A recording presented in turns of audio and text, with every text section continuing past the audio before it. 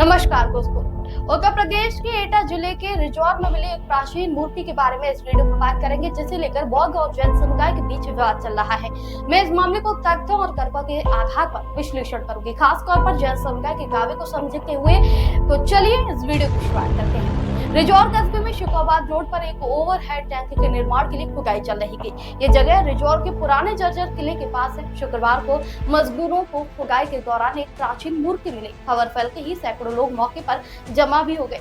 बौद्ध समुदाय का दावा है कि ये भगवान बुद्ध की मूर्ति है, जबकि जैन समुदाय का कहना है कि ये भगवान मुनि शिवरतनाथ की मूर्ति है। अब मैं आपको बताती हूँ कि जैन समुदाय का दावा आखिर इतना मजबूत क्यों है। दोस्तों, रिजौर और आसपास के क्षेत्र में जैन धर्म का गहरा प्रभाव रहा है। रिजौर से कुछ ही किलोमीटर दूर वहां फफोटू है। फफोटू एक गांव है जहां पर प्राचीन जैन मंदिर मौजूद है, जो इस क्षेत्र में जैन धर्म की मजबूत उपस्थिति का सबूत है। जैन समुदाय की बड़ी आबादी भी रिजौर के आसपास रहती है। ऐतिहासिक रूप से उत्तर भारत के इस हिस्से में जैन मंदिरों और मूर्तियों के अवशेष मिलते रहे हैं।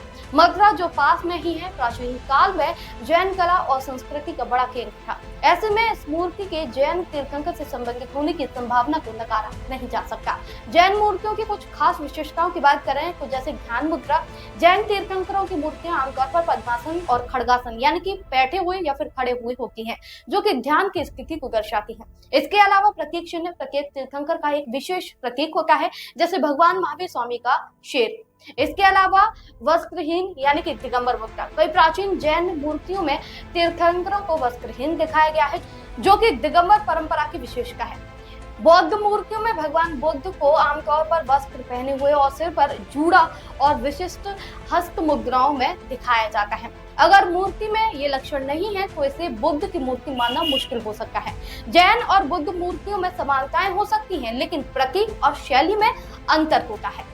पुरातत्व विशेषज्ञों की जांच से ये स्पष्ट होगा, लेकिन क्षेत्रीय संदर्भ जैन पक्ष को मजबूत करता है। आपको बता दूं, प्रशासन ने मूर्ति की जांच के लिए आगरा के पुरातत्व विभाग को सूचित किया। ये सही कदम है। पुरातत्व विशेषज्ञ मूर्ति की शैली, सामग्री और प्रतीकों का अध्ययन करेंगे, लेकिन तब तक हमें जल्दबाजी में निष्कर्ष नहीं निकालना चाहिए। जैन समुदाय का कहना है कि मूर्ति उनके धार्मिक इतिहास का हिस्सा है और इसे संरक्षित किया जाना चाहिए। ये मांग जायज है, क्योंकि प्राचीन धरोहर को बिना जांच के किसी एक समुदाय को सौंपना ठीक नहीं है। इस मामले ने स्थानीय स्तर पर तनाव पैदा किया है। दोनों समुदाय अपनी अपनी आस्था के आधार पर दावा कर रहे हैं, लेकिन हमें याद रखना चाहिए कि जैन और बौद्ध धर्म दोनों अहिंसा और शांति के सिद्धांतों पर आधारित हैं। इन मूर्ति को लेकर झगड़ा करना इन धर्मों की शिक्षाओं के भी खिलाफ है। जैन समुदाय ने शांतिपूर्ण ढंग से अपनी बात रखी है और ये सराहनीय है। तथ्यों को देखते हुए जैन समुदाय का दावा मजबूत लगता है, क्योंकि क्षेत्र में जैन धर्म का ऐतिहासिक प्रभाव भी स्पष्ट है। पास के फफोटू गांव में प्राचीन जैन मंदिर इस बात का साफ तौर पर प्रमाण है, सबूत है। जैन मूर्ति कला की विशेषता मूर्ति से मेल खाती है, तो वहीं ये मूर्ति भी जैन तीर्थंकरों की लगती है। इसके अलावा पुरातत्व विभाग की जांच के बाद ही ये स्पष्ट हो पाएगा। दोस्तों, लेकिन आप इस तस्वीर को देखिए और बताइए कि ये मूर्ति बौद्ध की है या फिर जैन तीर्थंकर की। आपको क्या लगता है? कमेंट में अपनी राय जरूर दें।